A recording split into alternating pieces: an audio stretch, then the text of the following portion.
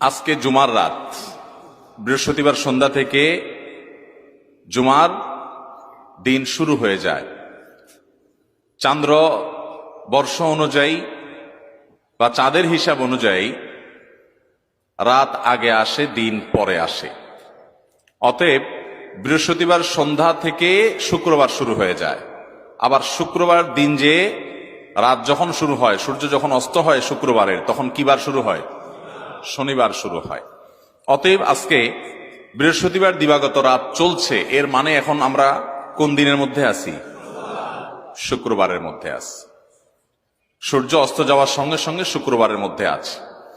শুক্রবার বা জুমার দিন, এই দিন সম্পর্কে কোরআন এবং হাদিস থেকে ঘেটে আমরা 14টা আমলের কথা একটা লম্বা বড় ভিডিওতে বলেছি।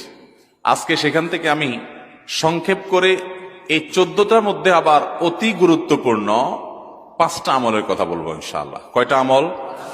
5টা আমলের কথা বলবো। জীবনের তরে যতবার জুমার দিন আসবে, এই 5টা আমল সারা জীবন নিয়মিত আঁকড়ে ধরবেন, আমল করবেন। যারা নিয়ত করতেছেন হাত তোলেন।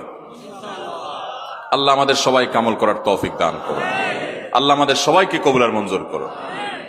নাম্বার 1, সবচেয়ে বেশি যেটা করতে হবে পরিমাণে, জুমার দিন, জুমার রাত, বৃহস্পতিবার সন্ধ্যা থেকে নিয়ে শুক্রবার সন্ধ্যার আগ পর্যন্ত পরিমাণে সবচেয়ে বেশি করতে হবে যে আমলটা, সেটা হলো দুরূদ শরীফের আমল। কিসের আমল? ভাইরা, দুরূদ এমন একটা আমল, আপনি যদি শুধু দুরূদের এই আমলটাকে আঁকড়ে ধরেন, সবসময় আপনার মুখ দিয়ে দুরূদ বের হতে থাকে, পড়তে থাকেন,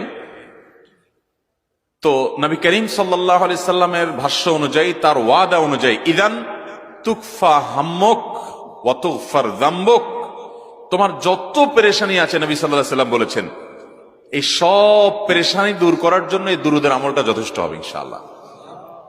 এবং গুনাহ মাফের জন্য এই দুরূদের আমলটা কি হবে? যথেষ্ট হবে।